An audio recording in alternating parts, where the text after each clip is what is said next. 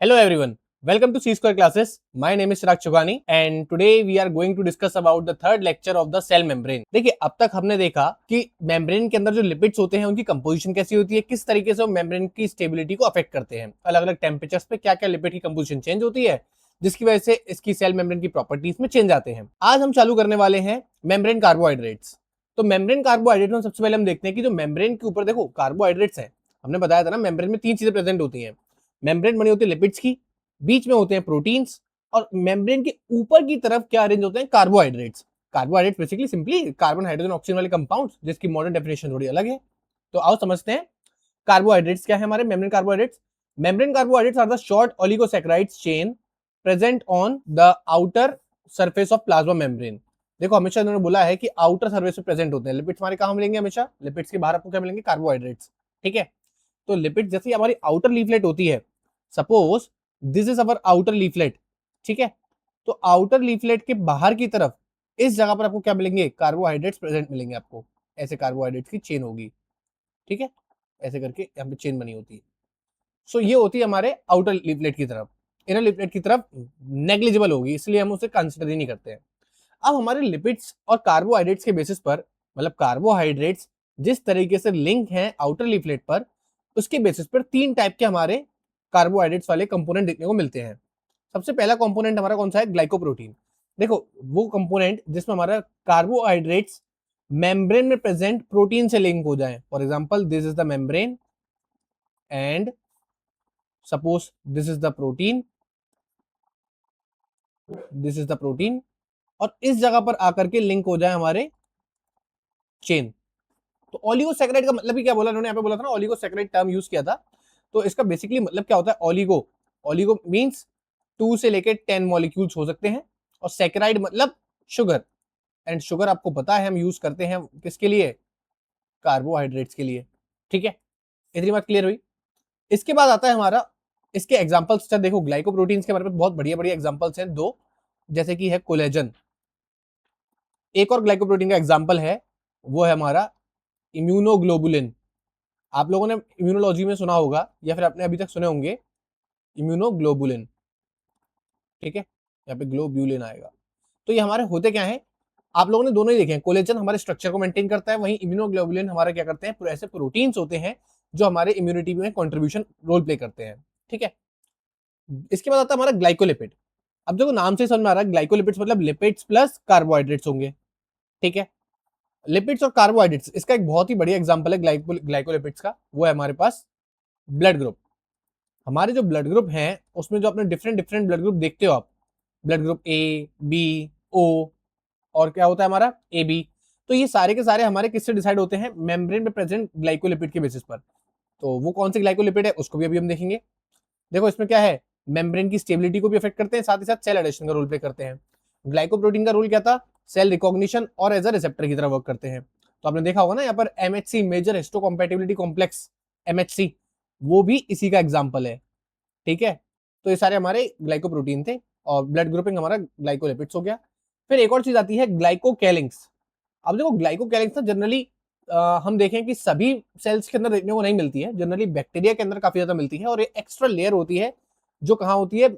Cell membrane के बाहर की तरफ। ठीक है, तो इसमें क्या बोलते हैं? All membrane carbohydrates. और इसमें क्या बोले ग्लाइकोकैलिक्स में क्या है कि सारे के सारे कार्बोहाइड्रेट्स की एक लेयर है।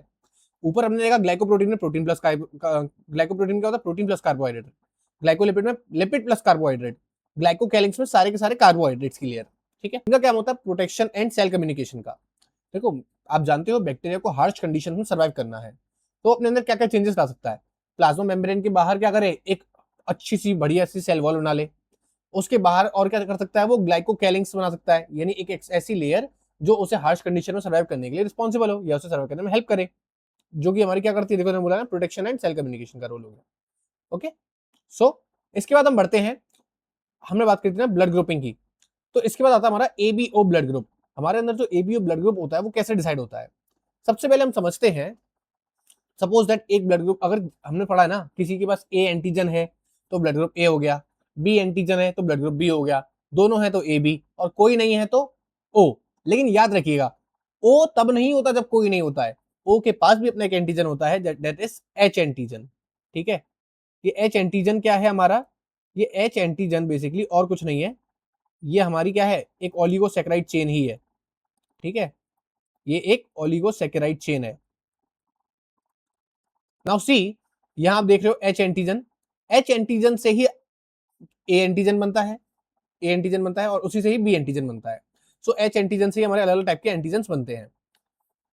पोज यहां है H एंटीजन, H एंटीजन, अगर अलोन H एंटीजन हुआ, H एंटीजन केवल और केवल प्रेजेंट हुआ, तो वो ब्लड ग्रुप कौन सा हो जाएगा हमारा, O ब्लड ग्रुप, ठीक है। अगर H एंटीजन के साथ ही साथ हमारे पास कुछ अलग कंपोनेंट्स भी प्रेजेंट हुए, तो ब्लड ग्रुप चेंज हो जाता है। फॉर एग्जाम्पल H एंटीजन के साथ में हमारे पास हुआ गैलनेक, गैलनेक क्या होता है हमारा, प्लस H एंटीजन, ठीक है। गैलनेक मतलब एन एसिटाइल गैलेक्टोसामाइन, अगर ये प्रेजेंट हुआ तब हमारा ब्लड ग्रुप हो जाता है ए ब्लड ग्रुप, ठीक है, ए ब्लड ग्रुप, यानी एक ए एंटीजन की तरह काम करेगा। तो आपसे कभी पूछा जाए ए एंटीजन क्या है, ए एंटीजन और कुछ नहीं है भाई साहब, N acetyl galactosamine plus H antigen है, ठीक है। अगर इसी जगह गैलेक्टोस होता प्लस एच एंटीजन होता, तब क्या बनता हमारा, बी ब्लड ग्रुप, ठीक है। अगर ये दोनों ही आ जाए हमारे, सपोज दिस, कि हमारे दोनों के दोनों आ जाए, यानी गैलनेक भी आ जाए, यहां से हमारा यहां से आ जाए हमारा गैलनेक, और यहां से आ जाए हमारा गैलेक्टोस, अगर ये दोनों आके मिल जाते हैं तो हमारा क्या बनेगा, इसमें हो जाएगा हमारा गैलनेक भी, यानी N acetyl galactosamine plus galactose, and it forms A B blood group, ठीक है, क्लियर हुआ। अच्छा, ये जो galactose N acetyl galactosamine H antigen के साथ लग रहा है, तो इसके लिए एक एंजाइम रिस्पॉन्सिबल है जिसका नाम है, सिंपल सा है, गैलनेक ट्रांसफरेस, ठीक है, ट्रांसफरेस, और यहां पर क्या होगा, गैलेक्टोस ट्रांसफरेस, राइट। और इसमें क्या होंगे, दोनों के दोनों होंगे, ठीक है ना, यहाँ पर दोनों के दोनों एंजाइम प्रेजेंट होंगे, यानी एंजाइम नंबर 1 मान लो इसे, और इसे मान लो एंजाइम नंबर 2, तो यहाँ पर क्या आ जाते हैं हमारे, इस कंडीशन में एंजाइम नंबर 1 प्लस 2 दोनों के दोनों आपको देखने को मिल जाएंगे। गॉट माय पॉइंट, 1 प्लस 2, ठीक है, दोनों होंगे। तो इस तरीके से हमारा ह्यूमन ब्लड ग्रुपिंग होती है। और एक बार स्टेटमेंट भी पढ़ लेते हैं, क्या बोल रहा है देखो, a person having blood type A has an enzyme that adds N acetyl galactosamine, ठीक है, जिसका ए ब्लड ग्रुप है उसके अंदर एक एंजाइम रहा होगा जिसने एन एसिटाइल गैलेक्टोसामाइन को ऐड किया है। जिसके अंदर ब्लड ग्रुप बी है, मान लो बी ब्लड ग्रुप वाले के अंदर क्या होगा, एक एंजाइम होगा जो क्या ऐड कर रहा है, गैलेक्टोस को ऐड कर रहा है, ठीक बा। इसके बाद people with A B blood group, जिसके अंदर ए बी दोनों हैं, उसके अंदर क्या होंगे, बोथ एंजाइम्स होंगे, राइट, सेम बात आपने पढ़ी अभी। और जिसके अंदर कोई भी एंजाइम नहीं होगा, लैक एंजाइम्स, मतलब क्या बन जाएगा हमारा, एच का एच रह जाएगा, तो वो हमारा क्या हो जाएगा, ब्लड ग्रुप ओ। अच्छा, एक चीज आप देखिए, एच एंटीजन अपने आप में ही एक चेन है, जिसमें गैलेक्टोस, गैलनेक और एक गैलेक्टोस और साथ में एक क्यूकोस अरेंज है। अब इसी गैलेक्टोस के साथ में, सपोज ये गैलेक्टोस नंबर 3 है, इसी के साथ में अगर गैलेक्टोस आ रहा है, तब जाकर के एक और गैलेक्टोस आके ऐड हो रहा है, तब ये बी वाला बनना है, और गैलनेक आ रहा है तो वो क्या बनना है हमारा, ए एंटीजन बनना है, यानी ब्लड ग्रुप ए बनना है। तो इस तरीके से ह्यूमन ब्लड ग्रुपिंग होती है। अब बात करते हैं हम लोग, देखो ये था हमारा मेम्ब्रेन कार्बोहाइड्रेट्स, जो कि बहुत सिंपल और छोटा सा टॉपिक था। अब हम लोग बात करेंगे मेम्ब्रेन प्रोटीन्स के बारे में।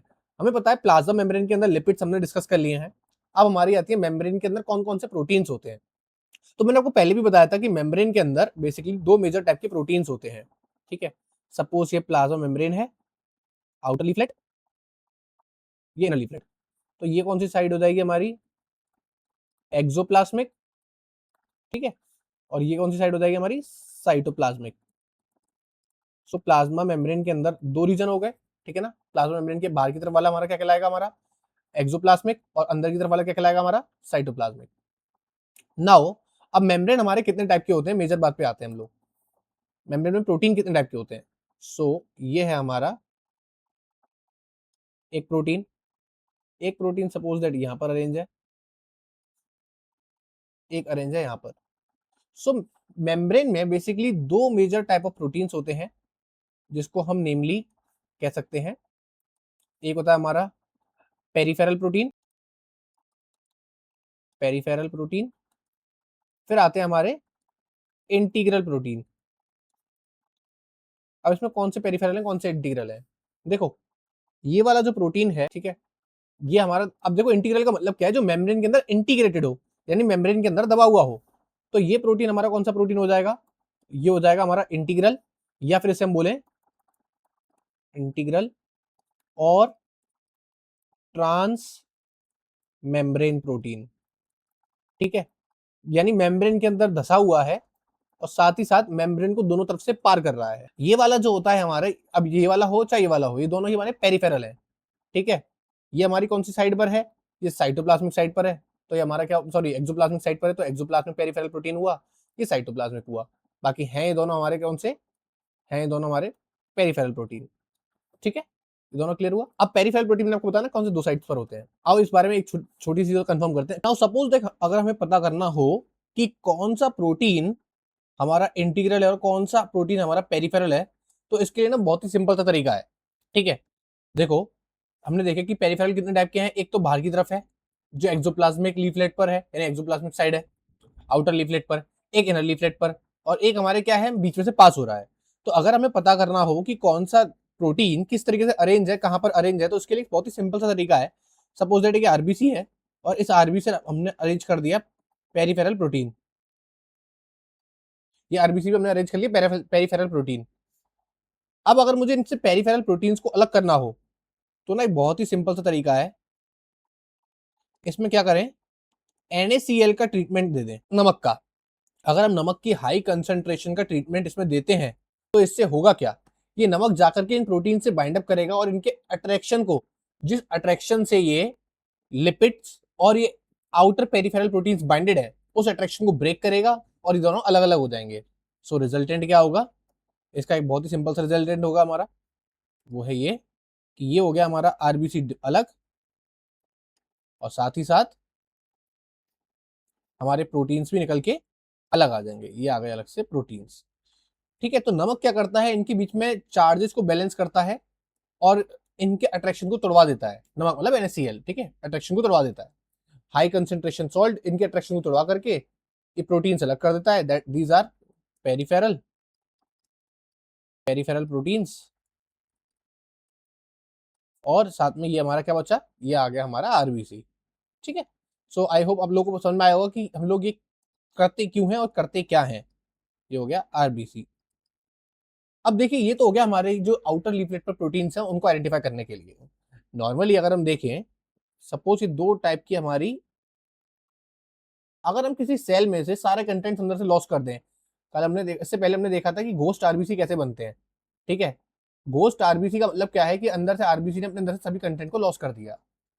नॉर्मल सेल के अंदर आउटर साइड पर क्या होता है, अगर एक नॉर्मल सेल है और यहाँ पे एक सेल और बनाता हूँ, दोनों में डिफरेंस देखेंगे फिर। सपोज ये दूसरा सेल है,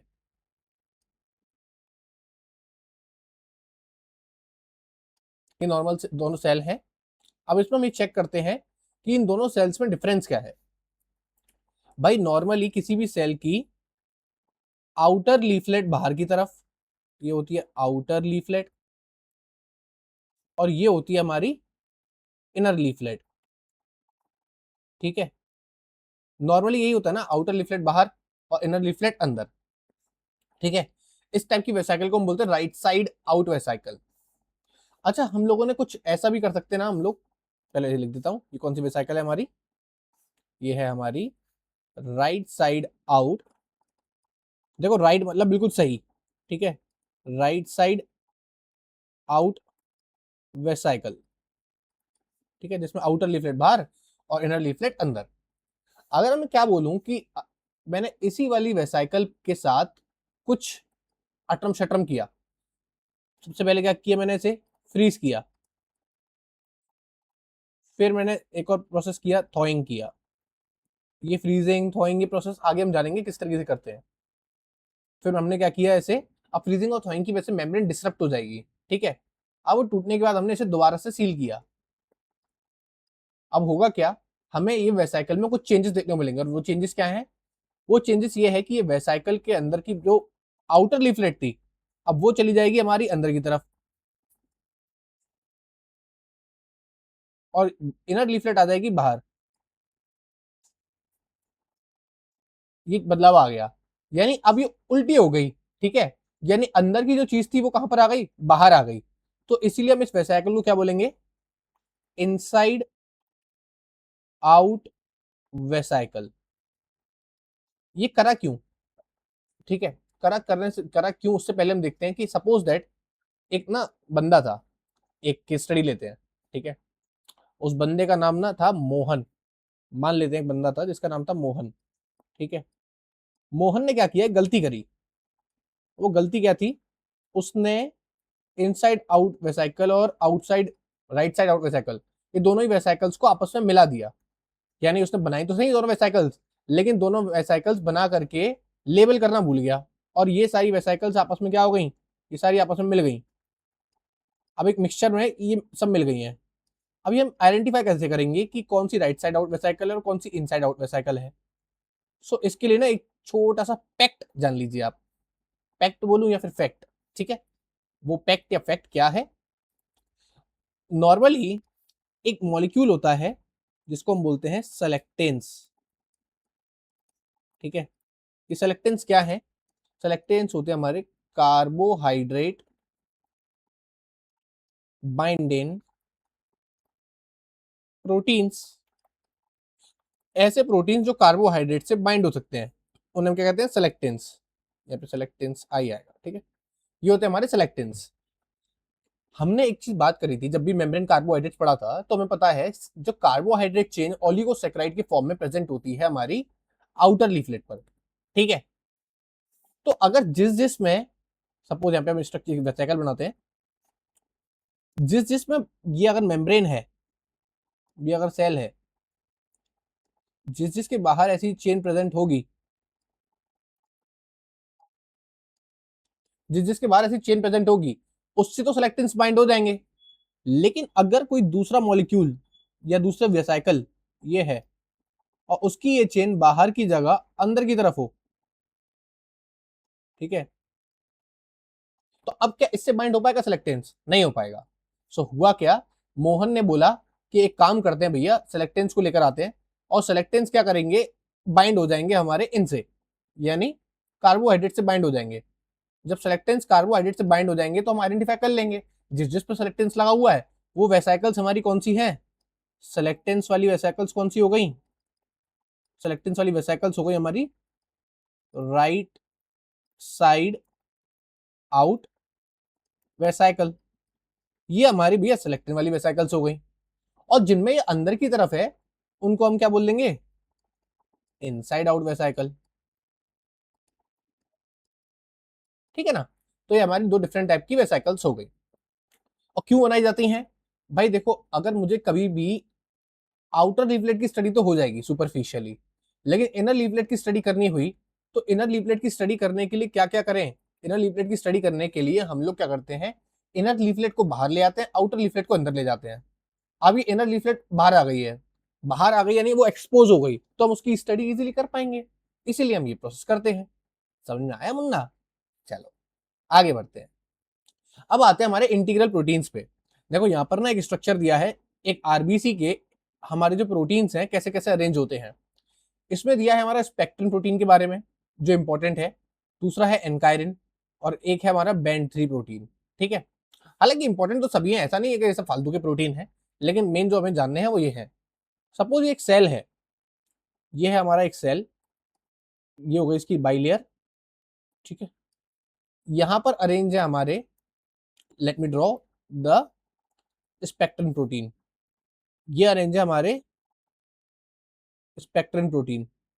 ठीक है, स्पेक्ट्रिन, अब लिख देते पहले तो, जस्ट अ मिनट, ये कौन से हमारे स्पेक्ट्रिन, स्पेक्ट्रिन प्रोटीन जाकर के, ये याद रखना कौन किससे जाके अटैच हो रहा है, स्पेक्ट्रिन जाके अटैच होता है हमारा एनकायरिन से। ठीक है, स्पेक्ट्रिन जाके जुड़ता है एनकायरिन से, और इंटर्न एनकायरिन एक और प्रोटीन से जाके जुड़ता है, उस प्रोटीन का नाम है हमारा, ये रहा हमारा प्रोटीन जो है बैंड 3 प्रोटीन। क्या नाम है इसका, बैंड 3 प्रोटीन। तो बैंड 3 प्रोटीन, अभी तक उसका अरेंजमेंट हमेशा ऐसा ही रहेगा, यानी स्पेक्ट्रिन और एनकायरिन आकर के अरेंज होंगे और ये जाके जुड़ेंगे बैंड 3 प्रोटीन से। काम क्या है स्पेक्ट्रिन और एनकायरिन का, आपने बता तो दिया अरेंजमेंट कैसे है, काम भी तो जरूरी है ना जानना। ये क्या करते हैं, स्ट्रक्चरल सपोर्ट देते हैं, किसी भी सेल को स्ट्रक्चरल सपोर्ट देते हैं। बेसिकली आरबीसी के अंदर इनका प्रेजेंट होने का मकसद ये है कि उसको स्ट्रक्चरल सपोर्ट देना। ठीक है, अब अगर हम स्ट्रक्चरल सपोर्ट देखें, अगर हम इसका स्ट्रक्चरल सपोर्ट दें, व्हाट इफ अगर हमारा स्पेक्ट्रिन, क्या होगा अगर हमारा ये जो स्पेक्ट्रिन नाम का प्रोटीन है, स्पेक्ट्रिन म्यूटेट हो जाए तो, अगर स्पेक्ट्रिन म्यूटेट हो गया तो क्या होगा।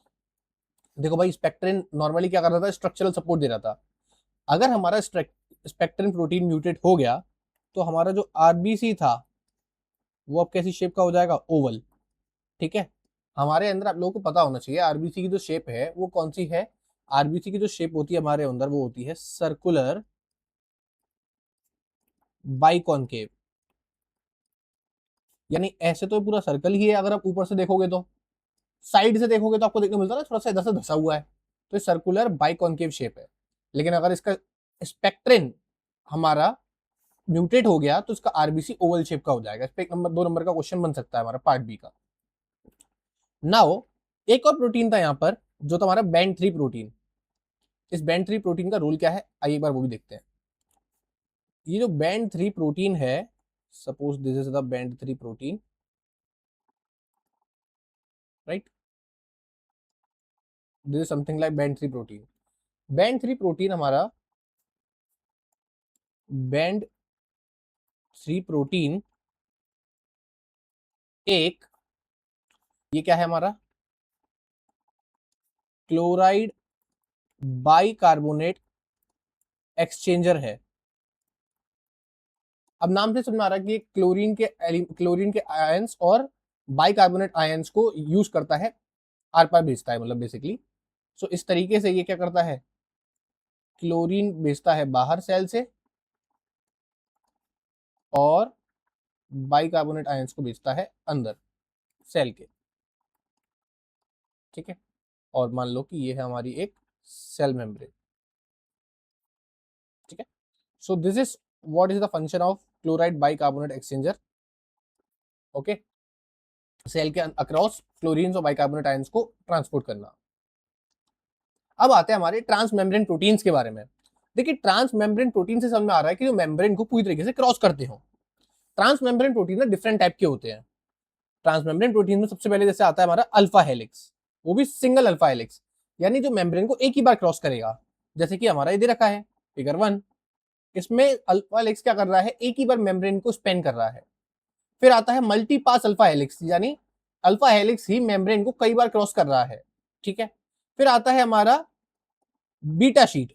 बीटा शीट ना एक बीटा बैरल भी कह सकते हो या फिर बीटा शीट कह सकते हो। इसमें बीटा, जैसे आप जानते हैं प्रोटीन के सेकेंडरी स्ट्रक्चर 2 टाइप के होते हैं, alpha helix and beta sheet.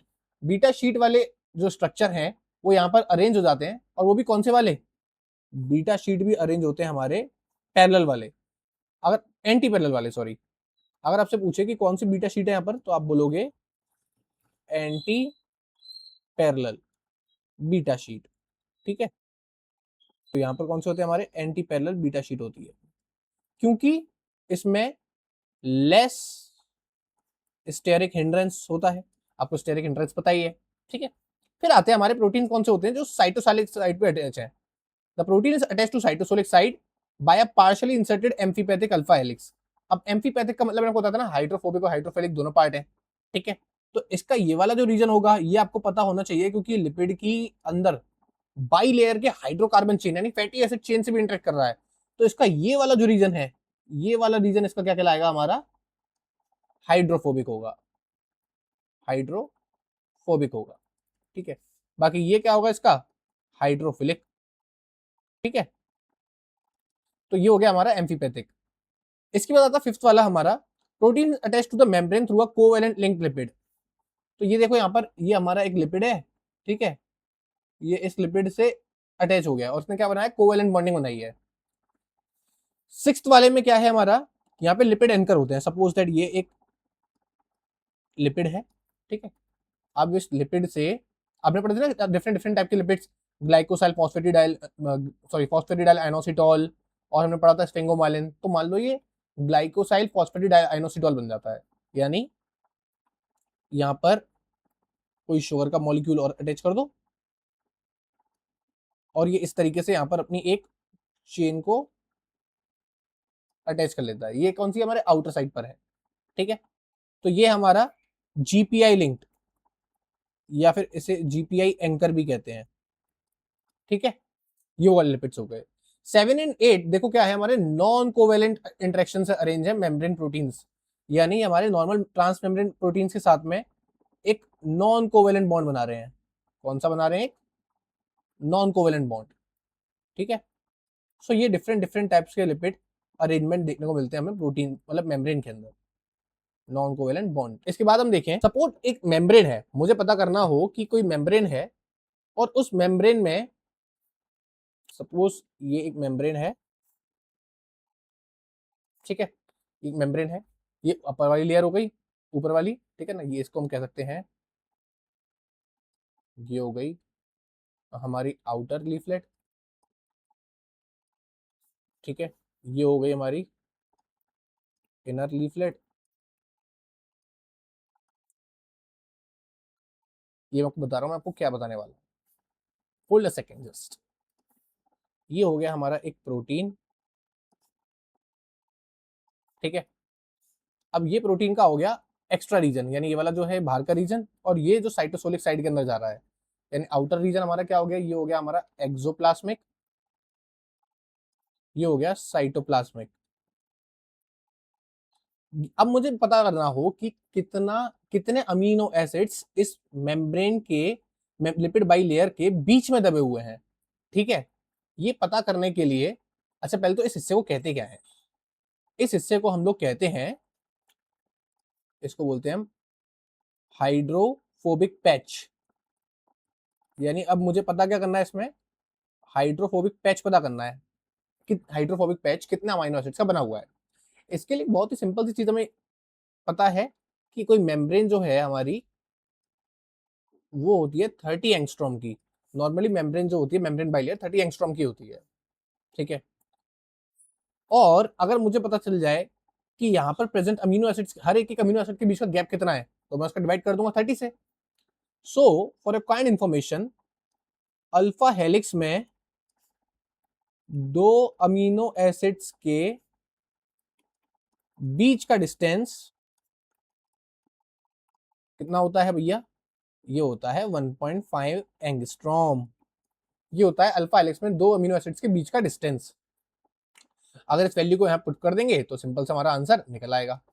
Now number of amino acids equals to 30 angstrom divide by 1.5 angstrom. Solve करेंगे 20 अमीनो एसिड्स आ जाएगा। इसको मैंने हाइड्रोफोबिक पैच ही क्यों बोला, यू नो दैट कि यहां पर हमारे मेम्ब्रेन लिपिड्स अरेंज रहते हैं इस तरीके से, तो इसकी बॉन्डिंग किसी भी लिपिड के फैटी एसिड चेन के साथ भी तो होगी ना, और फैटी एसिड चेन जनरली कैसे होती है, हाइड्रोफोबिक। तो इसलिए इसे बोलते हैं हम हाइड्रोफोबिक पैच। और ये इसकी डिस्टेंस आएगी, कितने अमीनो एसिड्स हो गए ओवरऑल, 20 अमीनो एसिड्स का हो गया, ठीक है। एक और चीज जो अभी हमने देखी थी पीछे, जितने भी टाइप के हमारे पास डिफरेंट डिफरेंट स्ट्रक्चर्स थे, ट्रांसमेम्ब्रेन स्ट्रक्चर्स, इसमें सिंगल अल्फा हेलिक्स, मल्टीपल पास अल्फा हेलिक्स, एक बार इनके छोटे छोटे से एग्जांपल देख लेते हैं। सपोज सिंगल पास का देखते हैं पहले, फिर मल्टीपल पास, दोनों ही अल्फा हेलिक्स की बात चल रही है अभी। सिंगल पास का एक बहुत ही बढ़िया एग्जांपल है जिसका हमारा जो है हमारा ग्लाइकोफोरिन, ठीक है। अभी इसके बारे में बात करने वाले हैं, what is glycophorin and where it is present. Glycophorin A, ठीक है। मल्टीपल पास में हमारे कुछ आते हैं, जीपीसीआर जो कि 7 टाइम्स क्रॉस करता है,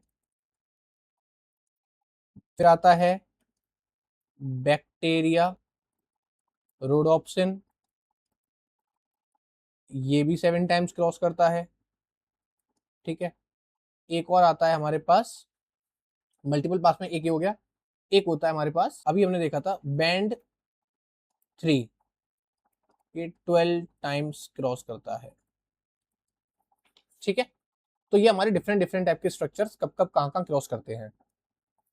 ठीक है, जस्ट फॉर इन्फॉर्मेशन याद रखिएगा एग्जाम्पल्स के रूप में, कभी भी आपको सोचना हो कि हाँ भाई कौन कौन से प्रोटीन्स कैसे कैसे अरेंज रहते हैं। अब अगर आप सोचें कि भाई बीटा वाले का भी बता ही दो लगे हाथों, लाओ भाई वो भी बता देते हैं। बीटा वाले में आते हैं हमारे, बीटा बैरल में एक्वापोरिन, बीटा बैरल का है हमारे पास एक्वापोरिन, या फिर हो सकता है माल्टोपोरिन। अभी हम आगे बीटा वाले भी जाने वाले हैं वैसे, तो ये हमारे बीटा बैरल के हो सकते हैं एग्जाम्पल। देखो इन्होंने बोला भी है, ग्लाइकोफोरिन ए was the first protein, was the first membrane protein whose complete amino acid sequence determined, यानी ये पहला ऐसा प्रोटीन है जिसके सारे अमीनो एसिड सीक्वेंस पता चले, और इनका सीक्वेंस था लगभग 135 अमीनो एसिड्स का। ठीक है, ये इसके पूरे सीक्वेंस पहला प्रोटीन था जिसका डिटरमाइन किया गया था। इसके बाद आता हमारा बीटा बैरल प्रोटीन। ठीक है, देखो beta barrel proteins are commonly found in the outer membrane of gram negative bacteria. तो ये ग्राम नेगेटिव बैक्टीरिया के आउटर मेम्ब्रेन में पाए जाएंगे, ऐसा नहीं केवल वहीं पाए जाएंगे, माइटोकॉन्ड्रिया में भी प्रेजेंट होते हैं। ठीक है, हमारे अंदर होता है ना माइटोकॉन्ड्रिया, क्लोरोप्लास्ट में भी प्रेजेंट होते हैं। ठीक है, many porins barrels are formed by 16 stranded anti parallel beta sheet. अभी हमने बात करी थी ना, why anti parallel, because it has less steric hindrance, क्योंकि पैरेलल वाले में भीड़ भाड़ ज्यादा बढ़ जाती है, तो अरेंजमेंट और स्टेबिलिटी अच्छे से नहीं हो पाता, स्टेबिलिटी भी ना मिलेगी आपको और अरेंजमेंट भी ढंग से नहीं हो पाएगा। इसकी वजह से proper rolled up cylindrical structure show करता है।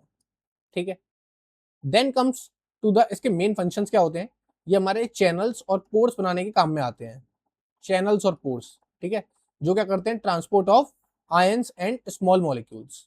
Got it, let me tell you इसका एग्जांपल, एग्जांपल है एक्वापोरिन। नाम से समझ में आ रहा है क्या करेंगे, वाटर के मॉलिक्यूल्स को पास आउट होने देंगे। ठीक है ना, ये क्या करेंगे, वाटर ट्रांसपोर्ट। कुछ तो इसमें बहुत ज्यादा सेलेक्टिव होते हैं, सम ऑफ देम वेरी सेलेक्टिव। अब इसका एग्जांपल आपको बताता हूं मैं, माल्टोपोरिन, अभी हमने देखा था ना पीछे, माल्टोपोरिन एक ऐसा है, यानी देखो हमारे पास डिफरेंट डिफरेंट टाइप के मोनोसेक्राइड्स होते हैं, शुगर जैसे ग्लूकोस होता है, माल्टोस होता है, ठीक है, फ्रक्टोस होता है, डिफरेंट डिफरेंट होते हैं। इनमें से माल्टोपोरिन केवल और केवल माल्टोस का ही ट्रांसपोर्ट कराएगा। ऐसे ही है भैया, मन है हमारा, हम नहीं करने दे रहे किसी और को, तो हमारे ये इस तरीके से अरेंज होते हैं। एक और बहुत ही बहुमूल्य बात आती है देखो, और वो ये है, पहले तो आप ये समझो कि हाइड्रोफोबिक की जब भी हम बात करते हैं, हाइड्रोफोबिक की जब भी हम बात करते हैं, मतलब हम साथ में नॉन पोलर की भी बात कर रहे होते हैं, और जब भी हाइड्रोफिलिक की बात कर रहे हैं, हाइड्रोफिलिक की बात कर रहे हैं, तो साथ ही पोलर की बात भी कर रहे हैं। अभी समझाने का पर्पस क्या है, इसमें ना जो हमारे बीटा शीट्स हैं, इसमें कुछ अमीनो, दो टाइप के अमीनो एसिड्स अरेंज रहते हैं, होते तो कई टाइप के हैं पर दो टाइप के मेन अरेंज रहते हैं। आप ये देख पा रहे हो कि यहाँ पर हमारी क्या है, लिपिड, लिपिड लेयर है। इन लिपिड लेयर्स के साथ में अरेंज होना है बाहर की तरफ, तो ऐसे अमीनो एसिड्स अपनी चेन को बाहर निकालेंगे जो लिपिड लविंग होंगे। ठीक है, यानी हाइड्रोफोबिक। तो नॉन पोलर अमीनो एसिड्स की चेन क्या होती है, लिपिड की तरफ होती है। नॉन पोलर अमीनो एसिड की चेन किस तरफ होगी, यानी नॉन पोलर अमीनो एसिड है ना, उनकी जो साइड चेन है वो किस तरफ होगी, टुवर्ड्स लिपिड्स, यानी बाहर की तरफ। और इसमें जो पोलर अमीनो एसिड्स हैं उनकी साइड चेन किस तरफ होगी, टुवर्ड्स इनसाइड। ठीक है, यानी नॉन पोलर अमीनो एसिड्स की साइड चेन बाहर की तरफ यानी लिपिड की तरफ फेस कर रही होगी, वहीं पोलर अमीनो एसिड्स की साइड चेन अंदर की तरफ फेस कर रही होगी। तो ये हमारे बीटा बैरल में कुछ स्ट्रक्चर्स हैं, और ये जानने के लिए इस वाली बात को हमेशा ध्यान रखिएगा, ये यहाँ पर नहीं, बायोकेमिस्ट्री में हर जगह काम आती है और आपकी सेल बायो में भी आगे जाके हर जगह काम आने वाली है। फिर आती है हमारे पेरिफेरल मेम्ब्रेन प्रोटीन के बारे में एक बात बोली है, ये indirectly linked with the lipid bilayer and avoid interaction of hydrophobic group with membrane. यानी कहने का तात्पर्य ये है लिपिड बाइलेयर, दूर दूर बना रहा हूं, वैसे होते नहीं है इतने, ठीक है, जूम्ड इन व्यू है मान लेते हैं। ये है हमारी लिपिड बाइलेयर। अब ये कह रहे हैं इसमें जो हमारा प्रोटीन है peripheral membrane indirectly link with the lipid bilayer, यानी जो पेरिफेरल प्रोटीन्स हैं वो डायरेक्टली हमारे लिपिड बाइलेयर के अंदर नहीं घुसते हैं, नाम में ही ना पेरिफेरल, अंदर ही चले जाएंगे तो फिर वो पेरिफेरल थोड़ी ना कहलाएंगे। तो यहां पर ये लिपिड बाइलेयर से इनडायरेक्टली लिंक रहते हैं, ठीक है। इनको रिमूव करने के लिए हाई सॉल्ट और extremely high pH can dissociate proteins without disrupting the bilayer membrane. अगर इसे अलग करना हो तो इसमें क्या कर दो, हाई सॉल्ट का कंसंट्रेशन दे दो, हाई कंसंट्रेशन सॉल्ट डाल दो, ये मेम्ब्रेन का प्रोटीन हमारा अलग हो जाएगा, ठीक है। बाकी लिपिड बाइलेयर हमारी अलग हो जाएगी। सो इनको रिमूव करना काफी ज्यादा इजी है, अगर इन्हें अलग करना हो तो ये बहुत ही इजी है, आप इन्हें बहुत ही इजीली अलग कर सकते हो, वो भी बिना मेम्ब्रेन को डिस्टर्ब करे। अच्छा एक बात और, अभी तक हमने जो प्रोटीन्स देखे उसमें कुछ दो टाइप के देखे ना हमने,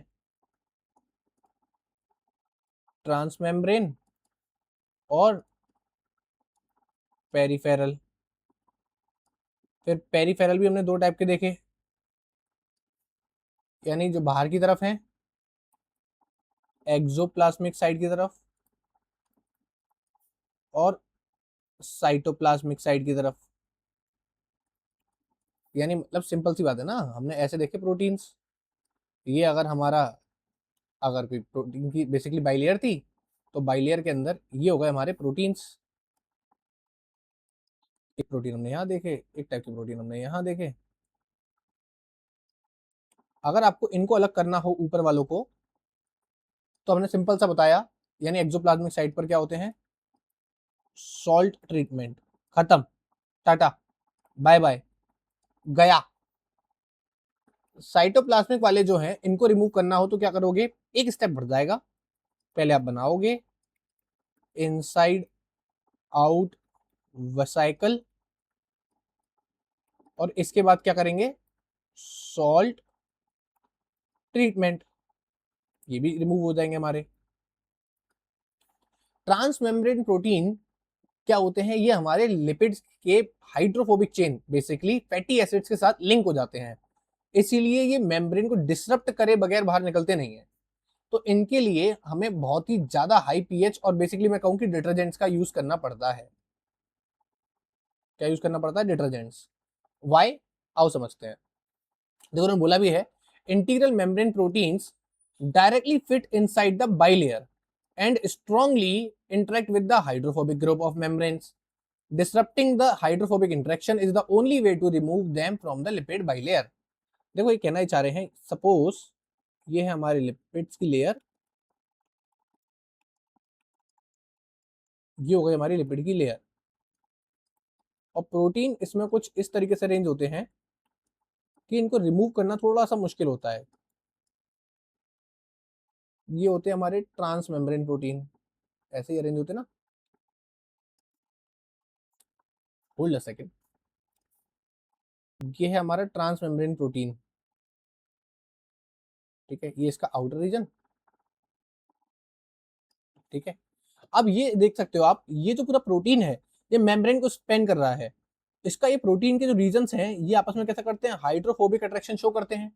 इस हाइड्रोफोबिक अट्रैक्शन की वजह से इन्हें नॉर्मली मूव करना बड़ा मुश्किल है। तो इनको मूव करने के लिए हमारे पास एक बहुत ही बढ़िया मॉलिक्यूल्स होते हैं जिन्हें हम क्या कहते हैं, डिटर्जेंट। क्या कहते हैं हम, डिटर्जेंट। पहले समझो डिटर्जेंट कितने टाइप के होते हैं। डिटर्जेंट्स बेसिकली तीन टाइप के होते हैं, कौन, नेमली एनायनिक, नेगेटिवली चार्ज हो गए ना, कैटायनिक यानी पॉजिटिवली चार्ज, और एक नॉन आयोनिक नॉन आयनिक, जिन पे कोई चार्ज ही ना हो। ठीक है, एग्जाम्पल्स हैं इन सबके हमारे पास, इन सबके एग्जाम्पल्स हैं। एनायनिक के होते हैं हमारे पास SDS, आपने सुना होगा, सोडियम डोडेसाइल सल्फेट। कैटायनिक में है सी टैप, और इसके हैं हमारे पास ऑक्टाइल ग्लाइकोसाइड या फिर ट्राइटोन। ठीक है, दो होते हैं, ऑक्टाइल ग्लाइकोसाइड या ट्राइटोन। अब ये काम कैसे करते हैं? देखो, डिटर्जेंट एज ना सोप के मॉलिक्यूल तरह बिहेव करता है। Let me show you. अगर एक डिटर्जेंट, हमने पढ़ा था ना सोप का मॉलिक्यूल कैसा होता है, टैक्स की तरह, सॉरी, सोप का मॉलिक्यूल कैसा होता है हमारा, मिसिल्स के जैसे हमने स्ट्रक्चर देखे थे ना, जिसमें हमारे पास एक फैटी एसिड चेन होती है और बाकी एक हेड होता है। ठीक है, तो ये मिसिल के मॉलिक्यूल होते हैं हमारे पास, और मिसिल के मॉलिक्यूल में ये आप जानते हो वही हेड है जो कि क्या है, वाटर लविंग। ठीक है, वाटर लव, और ये है हमारी टेल, वाटर हेड यानी हाइड्रोफोबिक। अब किस तरीके से डिटर्जेंट्स इनको बाहर निकालते हैं मेम्ब्रेन से, अब वो देखते हैं एक बार। देखो, जैसे हम पहले ना ऑक्टाइल ग्लाइकोसाइड देखते हैं, ये है ऑक्टाइल ग्लाइकोसाइड। इसका स्ट्रक्चर मैंने आपको बताया था, कुछ इस तरीके से होता है। ठीक है, ये हो गई इसकी टेल। या फिर आपको SDS का स्ट्रक्चर भी बताऊं तो वो कुछ ऐसा होता है। इसमें होता है यहाँ Na पॉजिटिव, नाम क्या है, सोडियम डो डेसाइल सल्फेट। ठीक है ना, क्या नाम है, सोडियम डो डेसाइल सल्फेट। दो डेसाइल का मतलब होता है 12 कार्बन, तो यहाँ होता है CH2 का होल 12 SO4 - 2 सल्फेट। ठीक है, तो ये होता है हेड और ये होता है हमारा पूरा टेल वाला रीजन, तो सोडियम डोडेसाइल सल्फेट होता है। अब अगर हम बात करें निकालते कैसे हैं, मैकेनिज्म ऑफ एक्शन क्या है इनका, so just hold a second, let me draw the diagram. Suppose these are the lipid layer,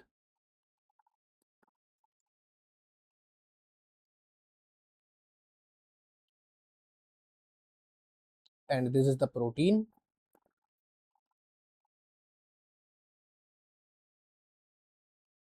ठीक है, अब यहाँ पर हमारे जितने भी मॉलिक्यूल्स थे डिटर्जेंट्स के, उनकी हाइड्रोफोबिक टेल, डिटर्जेंट्स की हाइड्रोफोबिक टेल जो होती है, जैसे कि ये वाली,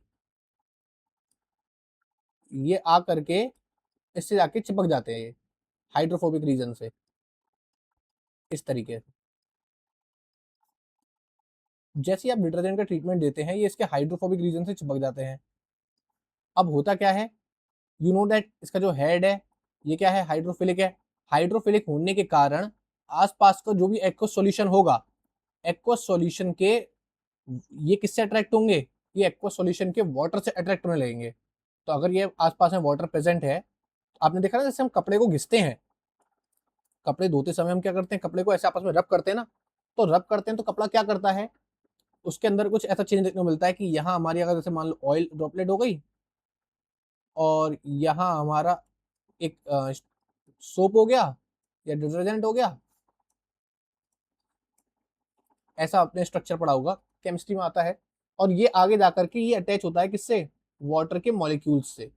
ठीक है, वाटर के मॉलिक्यूल्स इसे क्या इस तरफ खींचते हैं, फोर्स लगाते हैं, इस तरफ फोर्स क्रिएट करते हैं, जिसकी वजह से क्या होगा, अगर ये फोर्स ज्यादा क्रिएट हो जाएगा तो हमारे ऑयल की ड्रॉपलेट टूटने लगेगी। और इसी तरीके से तो हमारा क्लोथ का क्लीनिंग, मतलब जो हमारा सोप है उसका क्लीनिंग एक्शन होता है, वो क्या करता है, ऑयल की ड्रॉपलेट को तोड़ के अलग अलग ले जाता है। ठीक है, और कपड़ों से ग्रीस निकल जाती है। सो रिजल्टेंट क्या होगा, यहाँ भी आपको ऐसे ही रिजल्टेंट देखने को मिलेगा। रिजल्टेंट हुआ आपका, ये हो गई आपकी लिपिड बाइलेयर, और साथ ही आपका प्रोटीन भी निकल के अलग आ जाएगा। ये आ गया आपका प्रोटीन। ठीक है, साथ में क्या अरेंज होंगे आपके इसके आसपास में, जो आपने डिटर्जेंट यूज किया था उसके मॉलिक्यूल्स। ठीक है, इस तरीके से इसको बाहर निकाल के ले आएंगे। सो this is how it works. अब आप देख सकते हो कि मेम्ब्रेन की जो लिपिड है, मतलब लिपिड जो हैं वो डिस्टर्ब हो गए हैं, इसलिए हमने एट द फर्स्ट साइड बोला था जब लिपिड होते हैं हमारे वो क्या हो जाते हैं, इसमें डिस्टर्ब हो जाते हैं। सो ये हमारे पास इसका पूरा मैकेनिज्म है किस तरीके से इसको रिमूव करके बाहर निकालते हैं, राइट। अब अगर हम देखें, हम ये है हमारा क्या है हमारा ये हमारा hydropathy plot. What is hydropathy plot? Hydropathy plot basically हमारा एक सिंपल सा यूं बोल दूं कि हमारा एक ग्राफ है, एक ग्राफिकल रिप्रेजेंटेशन है जो ये आइडेंटिफाई करके बताता है कि कोई भी प्रोटीन मेम्ब्रेन को कितने टाइम्स क्रॉस कर रहा है। इसमें ये जो वैल्यू है, ये वैल्यू है हमारी इसकी plus delta G. I will tell you what is delta G. और ये है माइनस डेल्टा जी, ठीक है। अब देखो इसमें ना एक पीक आ रही है, यानी बी वाला पॉइंट ही पीक शो कर रहा है। ये एक पीक आ रही है तो ये क्या शो कर रहा है कि इसमें एक ही बार मेम्ब्रेन को पार किया है, ठीक है। यहाँ आपको कितनी पीक देखने को मिल रही है? 7 पीक्स देखने को मिल रही है। तो मैंने आपको बताया था बैक्टीरियल रोडोस्ट्रिन जो होता है वो 7 टाइम्स मेम्ब्रेन को क्रॉस करता है। 7 पीक्स मतलब 7 टाइम्स, ठीक है। और ग्लाइकोफोरिन एक पीक यानी 1 टाइम। अब आप पीछे टर्न करके देख लीजिएगा, आपको पता चल जाएगा कौन कितनी बार क्रॉस कर रहा है, ठीक है। एक और चीज देखो बहुत ही इंपॉर्टेंट है जो आपको बताता हूँ। मल्टी पास के लिए, मल्टी पास प्रोटीन्स के लिए, यानी जो मेम्ब्रेन को एक से ज्यादा बार क्रॉस कर रहे हैं उनके लिए एक बहुत ही सिंपल सी चीज है। अगर मेम्ब्रेन को इन्होंने इवन टाइम्स क्रॉस किया है, इवन टाइम्स मतलब अगर मान लो 2 बार, 4 बार, 6 बार, 8 बार जोड़े में, है ना। तो अगर उन्होंने इवन टाइम्स क्रॉस किया है तो क्या होगा? C and N terminal protein का सेम साइड होगा, same side. Let me tell you how. एक और चीज समझ लो पहले, अगर ऑड हुआ, ठीक है, तो ऑड में क्या होगा? C and N terminal on opposite side, ये होता है ऑड के लिए। अच्छा एक और चीज बताते हैं, इस बात को जस्टिफाई करते हैं, एक बार मेम्ब्रेन बना के देखते हैं। ये रही हमारी मेम्ब्रेन, ठीक है। लो थोड़ा सा और एक्सटेंड कर देते हैं, ये आ गई मेम्ब्रेन।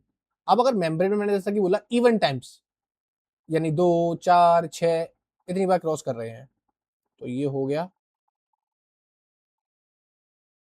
ये हो गया इसका एन टर्मिनल, ये हो गया सी टर्मिनल। इसने 4 बार क्रॉस किया, ठीक है। 1, 2, 3, 4, 4 टाइम्स इसने क्रॉस किया। जब ये 4 टाइम्स क्रॉस करेगा तो इससे होगा क्या? इसने 4 टाइम्स मेम्ब्रेन को क्रॉस किया, तो इसका एन एंड सी टर्मिनल दोनों कहाँ हैं? सेम साइड है ना, दोनों बाहर की तरफ। और अगर ये ऑड टाइम्स क्रॉस करेगा, जैसे कि एक जीपीसीआर, ठीक है, इस 6 टाइम्स हो गया, ठीक है। 1, 2, 3, 4, 5, 6, 7, 7 टाइम्स इसने क्रॉस किया है। और 7 टाइम्स क्रॉस करने के नतीजा आप देख सकते हो, एन वाला बाहर है और सी वाला अंदर है, यानी ऑपोजिट, ठीक है। तो मैंने बोला था ना ऑड वाले के साथ क्या आता है, इनके एन और सी टर्मिनल अपोजिट साइड पे आ जाएंगे, और इवन वाले होंगे तो एन और सी टर्मिनल सेम साइड्स पे आएंगे, राइट। हाइड्रोपैथी प्लॉट को हम समझते हैं और अच्छे से कि यहाँ पे डेल्टा जी क्या सिग्निफाई करता है। ये है हमारा डेल्टा जी। डेल्टा जी बताता है, डेल्टा जी का मतलब होता है गिब्स फ्री एनर्जी। आप जानते हो जब भी हम वर्ड डेल्टा यूज करते हैं, डेल्टा का मतलब होता है चेंज इन, जब भी किसी चीज में चेंज आ रहा है। गिब्स फ्री एनर्जी बेसिकली हम बायोकेमिस्ट्री में पढ़ेंगे। गिब्स फ्री एनर्जी हमें सिंपल सा ये बताती है कोई भी रिएक्शन फीसिबल है या नहीं है, यानी कोई रिएक्शन अगर हो रही है तो वो रिएक्शन स्पॉन्टेनियस होगी या नॉन स्पॉन्टेनियस होगी, ठीक है। ये नॉर्मली हमें गिब्स फ्री एनर्जी बताती है, ठीक है।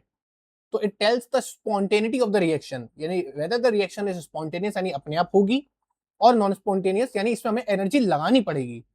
तो अगर इसकी वैल्यू नेगेटिव आती है तो ये बताती है स्पॉन्टेनियस, और इसकी वैल्यू अगर पॉजिटिव आती है तो ये होता है नॉन स्पॉन्टेनियस, यानी अपने आप नहीं होगा प्रोसेस, आपको करवाना पड़ेगा। ठीक है भैया और भाभी, मुन्ना और मुन्नी, आई एम सॉरी, ठीक है। सो अब आते हैं हमारा हाइड्रोपैथी प्लॉट फॉर ग्लाइकोफोरेन ए। यहां दे रखा है ग्लाइकोफोरेन ए का, क्योंकि आप देख सकते हो ए की मेजर पीक आ रही है, ठीक है। ग्लाइकोफोरेन ए के लिए हमारे दे रखा है, जिसमें a single spanning membrane protein होता है, आपको पता है कि वो एक ही बार पार करता है। इसमें क्या बोला है, hydrophobicity is determined by the energy needed to move a polypeptide segment from a non polar solvent into the water. अब देखो वही वाली बात है ना एनर्जी की, तो उन्होंने बोला है कि जब भी हम किसी energy needed to move a polypeptide, polypeptide मतलब protein segment from a non polar solvent into water, ये हो गया नॉन पोलर सॉल्वेंट।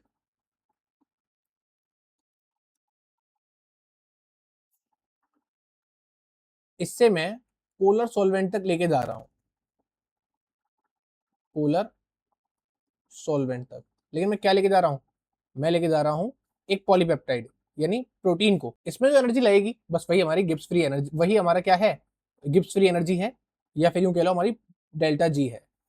अब इन्होंने बोला है वैल्यूज अबव जीरो प्लस का delta G represents mainly non polar amino acids, यानी जहां भी आपको ऊपर की तरफ देखते हैं ये सारे के सारे हमारे क्या हैं, नॉन पोलर अमीनो एसिड्स हैं। Positive delta G is equals to non polar amino acids, इस बात को ध्यान रखिएगा। और नेगेटिव डेल्टा जी मतलब पोलर अमीनो एसिड्स। अब देखो ऐसा समझते हैं, अगर कोई प्रोटीन का वो रीजन जो हमने बात करी लिपिड की फैटी एसिड चेन के साथ बॉन्डेड है, तो वो हाइड्रोफोबिक होगा। और हाइड्रोफोबिक किसका साथी होता है, नॉन का। अभी हमने देखा था ना, हाइड्रोफोबिक जो होता है वो किसका साथी होता है, हाइड्रोफोबिक किसका साथी होता है, नॉन पोलर का, ठीक है। तो वही चीज यहाँ पर है, हाइड्रोफोबिक जो है वो तो नॉन पोलर अमीनो एसिड का साथी है। अगर आप नॉन पोलर अमीनो एसिड के साथी को पोलर के पास लेके जाओगे तो मना करेगा मैं नहीं जाऊंगा, पोलर मेरा दुश्मन है, नहीं जाऊंगा नहीं जाऊंगा। उसको आपने जबरदस्ती लेके गए, चल भाग यहाँ से भाग, तो वो गया, आपको उसको एनर्जी देनी पड़ी। तो पॉजिटिव वाले मैंने आपको क्या बोला था, नॉन स्पॉन्टेनियस अपने आप नहीं होगा, आपको एनर्जी देनी पड़ेगी। तो ये वाला जो पूरा रीजन है इसमें आपको एनर्जी देनी पड़ी। वहीं माइनस का डेल्टा जी यानी पोलर अमीनो एसिड, इसमें हमें क्या करना पड़ता है, एनर्जी देनी नहीं पड़ती, अपने आप ही हो जाता है। यानी अब मान लो कि यहाँ पर ऑलरेडी हमारा पोलर बैठा हुआ होता है एक, वो ऑलरेडी दुश्मनों के बीच में बैठा हुआ है, आप उसको बोलो एक मौका दो, जब अपने पोलर दोस्तों का चला जाएगा तो तुरंत भागते हुए जाएगा, मैं निकला गड्डी लेके रस्ते में, अरे जल्दी पहुंच, पहुंच गया। तो इस तरीके से हमारा पोलर अमीनो एसिड वहां पे पहुंच जाएगा। तो इस तरीके से हमारे प्रोटीन्स काम करते हैं। Continuous peak above the threshold indicate the transmembrane regions, ठीक है। यानी जितनी ज्यादा पीक्स ऊपर की तरफ बनेंगी वो बताएंगी ट्रांसमेम्ब्रेन रीजन कितने थे, राइट। अब आते हैं हमारे लिपिड लिंक्ड प्रोटीन्स, यानी किस तरीके से प्रोटीन्स लिपिड के साथ लिंकिंग शो करते हैं। जैसे कि मैंने आपको बताया था ना, लिपिड एंकर भी कहते हैं इन्हें, इन्हें आप लिपिड एंकर प्रोटीन्स भी कह सकते हो। इसमें मैंने आपको बताया भी था, सपोज ये है हमारा एक लिपिड, एक इसके ऊपर क्या होता है हमारे, तो यहाँ पे हमारी एक चेन बनी होती है, कोई भी हमारी शुगर की चेन, इस शुगर की चेन के साथ अटैच होगा हमारा एक बढ़िया सा प्रोटीन। क्या अटैच हो जाएगा, एक प्रोटीन अटैच हो जाएगा, ठीक है। तो लिपिड एंकर या फिर लिपिड लिंक प्रोटीन्स भी कहते हैं। ज्यादातर आपको कहाँ देखने को मिलेंगे, आपको देखने को मिलेंगे हमारे एक्स्ट्रा सेलुलर पर साथ ही साथ आपको कहाँ देखने को मिलेंगे, इंट्रा सेलुलर साइड पे भी देखने को मिलेंगे। अब ये जो होते हैं लिपिड लिंक प्रोटीन्स जनरली कभी कभी तो बनते हैं हमारे ट्रांसलेशन के साथ ही, यानी को ट्रांसलेशनल होते हैं, कुछ होते हैं पोस्ट ट्रांसलेशनल, ठीक है। अब जैसे देखो ग्लाइपिएशन मतलब इनकी लिंकिंग को कहते हैं। यहाँ पर हमारा स्ट्रक्चर ग्लाइकोसाइल फॉस्फेटिडाइल आइनोसिटॉल का, ठीक है। अब इतना बड़ा नाम है, यानी ये फॉस्फेटिडाइल आइनोसिटॉल लिपिड्स हैं, उनके साथ हमारा फॉस्फेट जुड़ा हुआ है, और ये जो हमारा शुगर मोइटी है वो अटैच है इसके साथ में, और इसके लास्ट फॉस्फेट से हमारा क्या अटैच हो गया, प्रोटीन अटैच हो गया। अब हम देखें इंट्रासेलुलर साइट पे आपको देखने को मिलेंगे, जैसे कि को ट्रांसलेशन में हमारे साथ मिरिस्टॉइलेशन वाला। अब ये क्या है, मिरिस्टॉइल क्या है, शुगर है, कितने शुगर के, शुगर नहीं लिपिड्स हैं, कितने लिपिड्स के मॉलिक्यूल्स अरेंज हो रहे हैं यहाँ पर। मिरिस्टॉइल मतलब हमने पढ़ा था कितने कितने मॉलिक्यूल्स होते हैं, 14। पाल्मेटॉइल यानी पाल्मेटिक एसिड 16। सो इस तरीके से हमने इनको अरेंज किया है। देखो lipid anchor, lipid built from isoprene units, isoprene यानी कई सारी यूनिट से मिलकर बनते हैं। प्रोटीन्स कौन से होते हैं इसमें? प्रिनाइलेटेड प्रोटीन्स कहते हैं। अटैचमेंट साइट कौन सी है इसकी? Cysteine residue at C terminus, C. दिख गया prenylation, cysteine residue at C terminal, ये दिख रहा होगा आपको। ये जो यहाँ पर सिस्टीन है, होल्ड अ सेकंड, ये जो सिस्टीन है ये किस साथ अरेंज हो रहा है? सिस्टीन अरेंज हो रहा है यहाँ पर सी टर्मिनल के साथ में। अब आपको एस दिख रहा है, ये एस क्या है? एस तो हमारा सल्फर है जो डाइसल्फाइड बॉन्डिंग शो करेगा, ठीक है। तो ये हमारा हुआ। इसके बाद आते हैं हमारे पास, ये किस तरफ प्रेजेंट है? देखो सेल के अंदर की तरफ से, तीन हमारे सेल के अंदर की तरफ है, एक सेल के बाहर की तरफ है। तो ये कैसा है हमारा? इंट्रासेलुलर।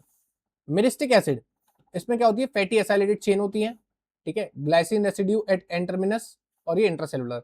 सो इस तरीके से दिस इज ऑल अबाउट, ये हमारे 2 नंबर का क्वेश्चन बनता है, तो इसको आप एज इट इज लर्न कर सकते हैं, ठीक है। तो आपको इसे लर्न करना पड़ेगा, नो चॉइस, ठीक है। फिर आते हैं हमारे organelles and macromolecules can be separated by ultra centrifugation. अगर सपोज ये सेल है, late me draw here, suppose ये सेल है, ठीक है, बड़ा प्यारा सा सेल है। इस सेल के अंदर हमने देखे अलग अलग स्ट्रक्चर्स होते हैं, ठीक है। वो स्ट्रक्चर्स कौन कौन से होते हैं? अगर यहाँ पर हमारा प्रेजेंट होगा न्यूक्लियस, ठीक है। न्यूक्लियस के बाहर क्या प्रेजेंट होता है हमारा? You know that very well, nucleus के बाहर होता है हमारा ईआर। तो ये हो जाएगा हमारा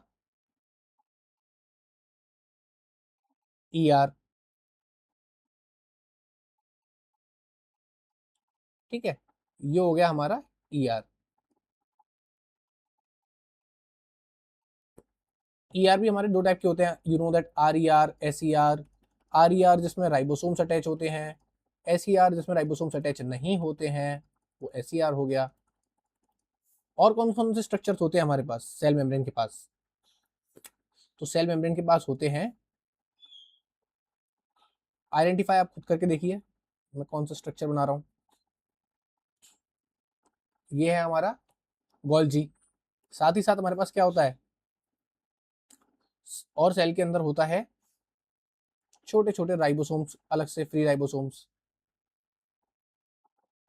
एक बड़ा सा structure, double membrane bound cell organelle, जो बहुत ही इंपॉर्टेंट है, जिसको हम क्या कहते हैं? माइटोकॉन्ड्रिया। और कौन कौन से स्ट्रक्चर होते हैं हमारे पास सेल में? साथ में हो सकती है हमारी कुछ लाइसोसोम्स हो, इसके अंदर भी आपका डीएनए होगा, यानी क्रोमेटिन होगा। सो ये हमारा सेल है। तो अगर हम इस सेल के अंदर देखें, हमारे डिफरेंट डिफरेंट टाइप के स्ट्रक्चर्स प्रेजेंट होते हैं। Pointer options. अब अगर हमें इन्हीं स्ट्रक्चर्स को सेपरेट करना हो तो how we can do that? एक बहुत ही ज्यादा पॉपुलर मेथड है जिसे हम बोलते हैं अल्ट्रा सेंट्रीफ्यूगेशन। इस मेथड के थ्रू हम सेल के अलग अलग स्ट्रक्चर्स को सेपरेट कर सकते हैं। अगर हम अल्ट्रा सेंट्रीफ्यूज को अलग अलग ड्यूरेशन के लिए अलग अलग आरपीएम पे रन करें तो अलग अलग सेल ऑर्गेनल्स हमारे बाहर आएंगे। जैसे कि यहाँ आप देख सकते हो, देखो सबसे पहले अगर हमने क्या किया, 1000G पर रन किया, ठीक है, तो हमें क्या देखने को मिला? न्यूक्लियर पैलेट देखने को मिलेंगे विद इन 15 मिनट्स, ठीक है। फिर हमने क्या किया, 15,000G, यानी जी बोले तो ग्रेविटी ऑफ अर्थ, जो कि कितनी है? 9.8 मीटर पर सेकेंड स्क्वायर, ठीक है। ये है 15,000G पर रन किया तो हमें क्या देखने को मिले? माइटोकॉन्ड्रिया, क्लोरोप्लास्ट, लाइसोसोम्स, जिसमें लगभग 1 आवर के लिए करते हैं हम इसे। 1,00,000G पर अगर हम 2 घंटे के लिए रन करते हैं तो हमें देखने को मिलेगा यहाँ पर माइक्रोसोमल पैलेट। अब आप लोगों को नहीं पता तो मैं बता दूं, ईआर से ही बनते हैं हमारे। ईआर तो एक बहुत बड़ा स्ट्रक्चर है, जब उसको इतना रन करेंगे तो हमारे क्या बन जाते हैं? माइक्रोसोम्स बन जाते हैं, यानी ईआर की वेसाइकल्स मान लो आप, ठीक है। ये हमारे क्या बन जाएंगे? माइक्रोसोमल पैलेट, ठीक है। माइक्रोसोमल पैलेट, मेम्ब्रेन्स बाहर आएंगी, और large polysomes. Now what is polysomes? Polysomes मैं आपको बताता हूँ, थोड़ा सा ऐसे समझना। ये है आपका राइबोसोम, दिस इज राइबोसोम।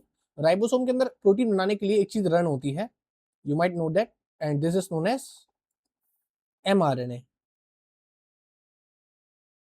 ये ऐसे mRNA रन हो रहा होता है, ठीक है। ये 5 प्राइम एंड हो गया, ये 3 प्राइम एंड हो गया, ठीक है।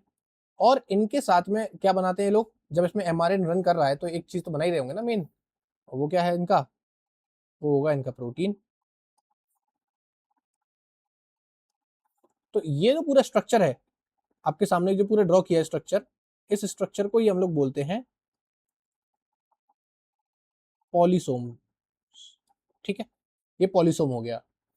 साथ ही साथ अगर इसके बाद हम कुछ 5 घंटे के आसपास रन करते हैं 3 लाख जी पर, यानी ग्रेविटी जो फोर्स लगाती है हमारे ऊपर उसका 3 लाख टाइम्स, अगर हम इतनी देर तक रन करें तो क्या मिलेगा हमें, स्मॉल पॉलीसोम्स मिल जाएंगे, राइबोसोम की यूनिट्स मिल जाएंगी। एंड एट लास्ट अगर आप इसको भी निकाल देते हो बाहर तो क्या बचता है हमारा साइटोसोल। सो इस तरीके से हम सेल ऑर्गेनल्स को डिफ्रेंशिएट कर सकते हैं, एक्सट्रैक्ट कर सकते हैं, ठीक है।